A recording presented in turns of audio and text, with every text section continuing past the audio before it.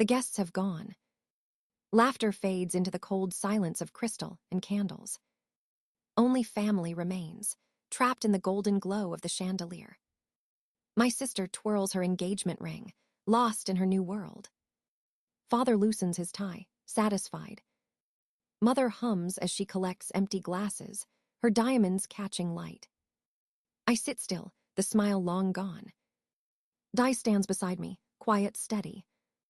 The silence stretches until it hurts. I hear my voice before I plan to speak. Why is it always her? Mother looks up, startled, then frowns. What are you talking about, and Vi? The shares. The gift. Why not both daughters? Father sighs, tired of what he calls drama. You have your own success. You don't need this. The need isn't the point, I say. Fairness is. Mother sets down the glass, voice sharp. Don't be ungrateful. We've given you everything. Everything. I laugh softly, bitterly. You gave me lessons in invisibility. Father's jaw tightens.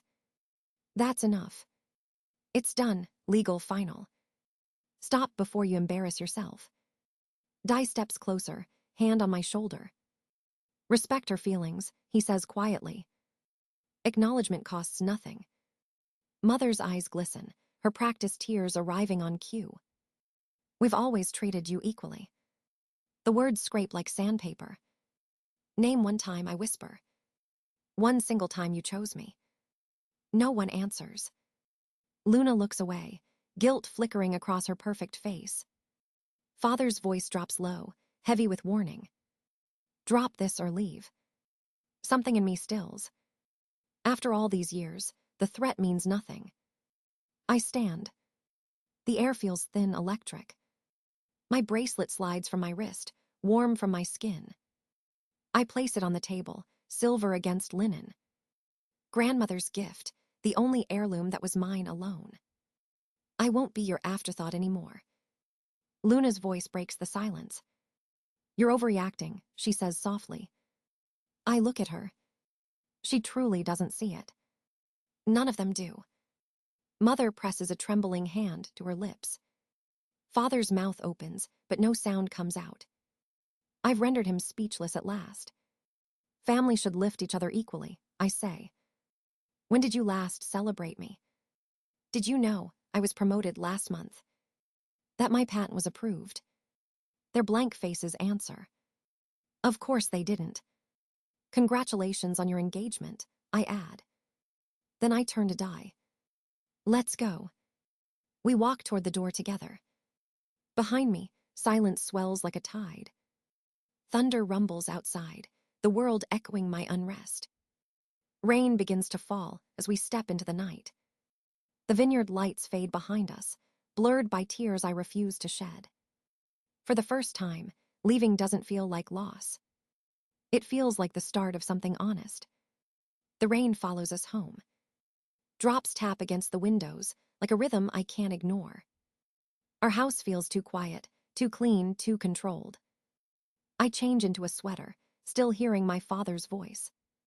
Ungrateful. The word clings to me like smoke. Di makes tea without asking. His silence says more than comfort could. I open the cabinet and pull out the old photo albums. Dust rises, soft and accusing. The first page holds a Christmas long ago. I'm 8, holding new winter clothes. Beside me, Min Thu grins with a giant dollhouse. Her eyes bright, mine pretending. I flip the page. My graduation. A suitcase tied with ribbons sits in my lap. 3 years later, her graduation. A car with a red bow waits in the driveway. They said mine was practical, I whisper. Di's jaw tightens. Yet they found money for her. The pattern unfolds in every photo. Dance recitals full of guests. My science fair, an empty row of chairs. They never saw me, I murmur. They only saw what they wanted to believe. My hands tremble as I turn another page. Me holding a trophy, almost out of frame. Everyone's laughing at something Thu said. That night, I won the National Coding Award. Father promised we celebrate later. We never did. The words burn my throat. Di's hand covers mine. You don't have to keep going. I do, I whisper. I need to see it all. Every quiet proof of how I disappeared. The phone rings. H1EA1 Lynn's name flashes on the screen. I answer with a shaky breath. I heard what happened, she says.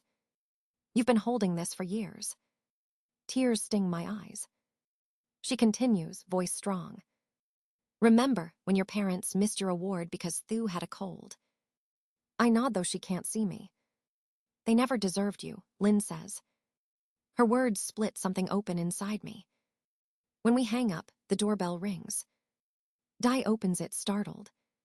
Professor Vu stands there, drenched from rain. He steps in, shaking off his coat. You built the company's security systems, he reminds me. They profited from your work. And still, they never credited you. His tone is calm but cutting. You gave them innovation. They gave your sister inheritance. I laugh softly, the sound cracked but freeing. Maybe that's the balance they prefer. Professor Vu looks at me with steady eyes. You don't need their validation. The world already knows your worth. Di scrolls through my phone. Messages flood in, friends, colleagues, all supporting me. Look, he says. These are your people. For the first time tonight, my chest loosens. I'm not invisible anymore. I see the pattern, and I'm done living inside it. The storm outside fades to a drizzle. Inside, a different storm settles into quiet resolve. I finally understand. Their love had conditions. Mine never will. Morning light filters through the curtains. The air feels lighter, as if the storm washed something clean. I sit at my desk, laptop open, coffee cooling beside me. An email notification blinks on screen. Congratulations, it reads. Senior Director of Cybersecurity Initiative. For a moment, I can't breathe. Then the weight of years lifts, slow but real. Recognition earned, not given. Di appears in the doorway, eyes warm. Told you they'd see you someday, he says. I smile, the first real one in weeks. This time, it's not about proving anything. It's about owning what I've built. Later, I call a therapist Di researched for me. Her voice is calm, grounding. You're not broken, she says. You're finally waking up. The words echo long after I hang up. That night, I write a letter to the extended family. It isn't angry. It's clear. I thank them for their concern, then draw a line. I need space, I write. I'm not rejecting family. I'm protecting peace. Please respect that. Di reads over my shoulder, nodding. Perfect, he says softly. No blame, just truth. We eat dinner by candlelight, our small kitchen glowing. No champagne, no audience. Just quiet celebration. You seem lighter, Di says. Maybe because I finally stopped apologizing. He laughs, pouring tea. To boundaries, he toasts. To freedom, I reply. Days turn into weeks. I pour energy into work, not wounds. Projects flow easily, clarity replacing tension. My boss stops by my office one morning. He mentions my leadership, my calm. Says he wants me to mentor new hires. It feels strange, being seen for once. The phone rings again that night. Mother's name flashes, but I let it go to voicemail. I'm not ready, not yet. Peace feels too new, too fragile. Instead, I scroll through messages from colleagues. Words like proud, inspired, respected fill the screen. Validation that doesn't sting. I realize I no longer crave their approval. The house feels safe, not small. Di works beside me, soft music in the background. We don't talk much, but every silence feels full. He glances at me. You're different now, he says. I tilt my head. How so? You're standing taller. Even when sitting down. I laugh, shaking my head. It's amazing what happens when you stop shrinking. The rain starts again outside, gentle this time. I sip my tea, warmth spreading through my chest. The girl who once begged to be seen has vanished. In her place stands a woman who sees herself. And that, finally, is enough. The call comes early. My sister's name flashes across the screen. I hesitate, then answer. Her voice trembles. Something's wrong with the company, she blurts. Dad says we're losing contracts. He's meeting investors, trying to save everything. For a moment, I say nothing. Old reflexes stir, the urge to fix, to help. Then I breathe, slow and steady.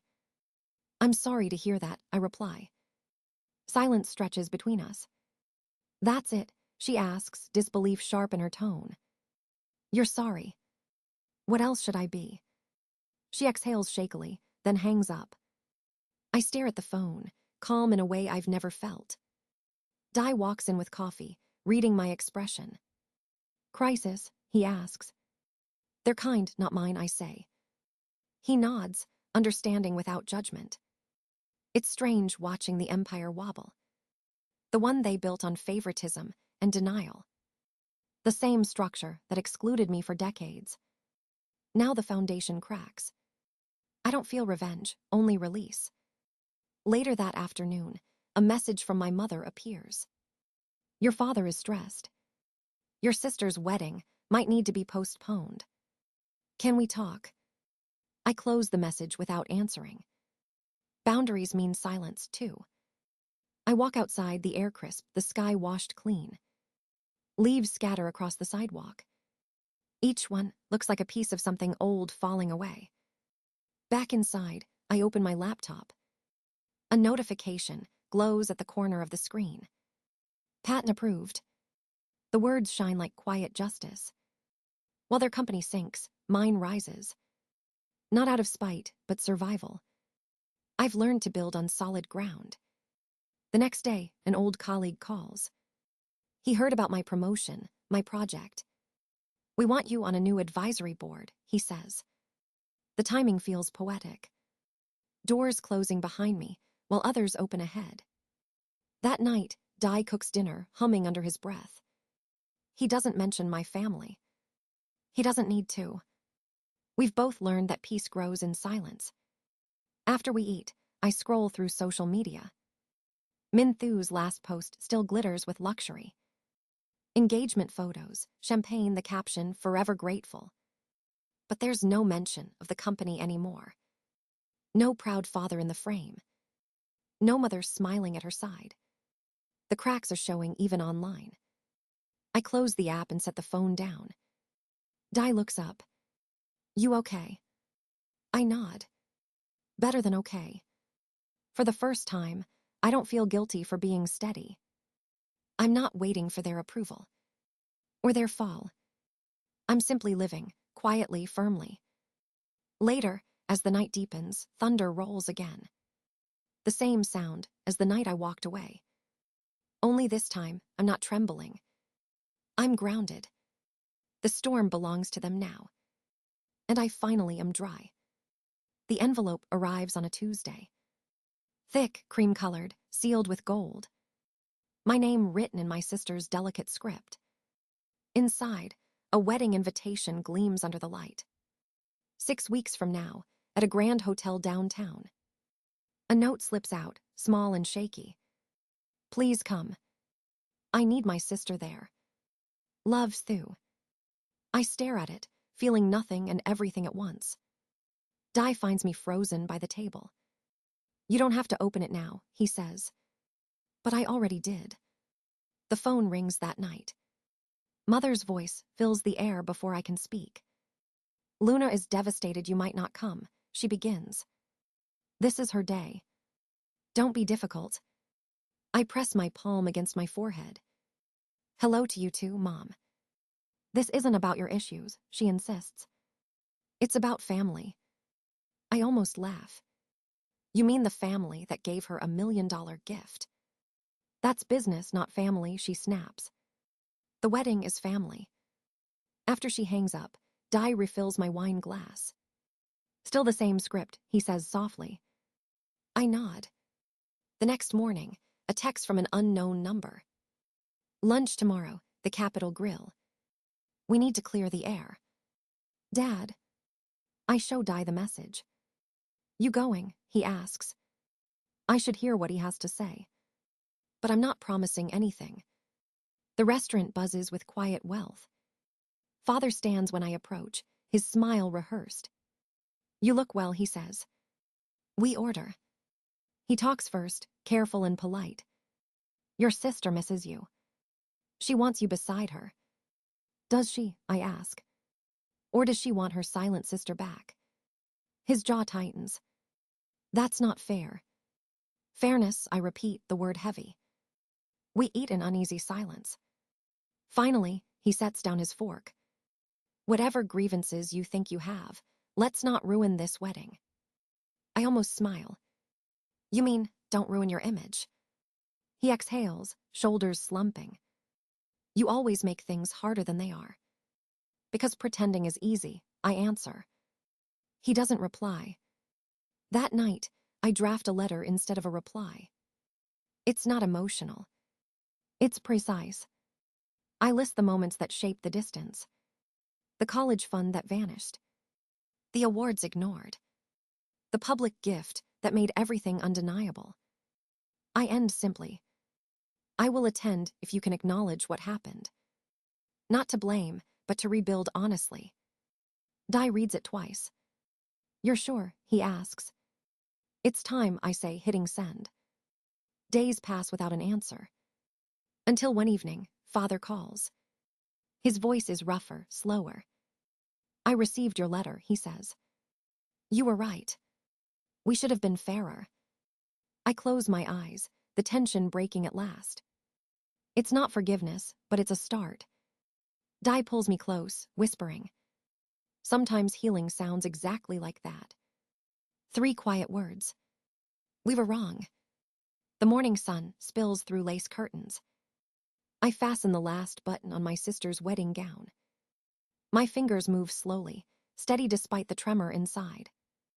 You look beautiful, I say, meaning it this time. She smiles through the mirror, eyes bright but nervous. I wasn't sure you'd come, she whispers. I almost didn't, I admit. But some bridges deserve one last chance. Mother appears in the doorway, her presence softer than usual. She watches us silently, something unreadable in her face. For once, she doesn't interrupt. Outside, violins begin to play. Guests gather beneath the white canopy. Father paces near the garden, adjusting his tie. When he sees me, he pauses, uncertain. You came, he says quietly. I nod. I'm here, but not the same as before. He studies me, then smiles faintly. You've built a good life, and Vi. I have, without shortcuts. He nods again, accepting the boundary in my words. The ceremony begins, soft and golden. When my sister speaks her vows, her voice trembles. I promise to build a family based on fairness and love, she says. Our eyes meet across the crowd. For a moment, we are children again without bitterness. Di squeezes my hand, grounding me in the present. As they exchange rings, I feel something ease in my chest. It's not joy, not yet, something gentler, closer to peace. At the reception, the music swells and laughter fills the air. I prepare myself for old patterns to return. But something is different. Luna no Minthu stands and taps her glass. James and I have news, she announces. We won't be joining the family company. We're starting our own firm. Gasps ripple through the room. Mother's glass freezes midair. Father blinks, stunned. Thu looks at me, smiling softly. My sister taught me that independence isn't disloyalty. It's strength. Applause follows, hesitant at first, then real. Father approaches later, shoulders lowered. He meets my eyes without armor. I was wrong, he says simply. The words are heavy and raw. Mother joins him, tears bright on her cheeks. We thought we were protecting you both, she says.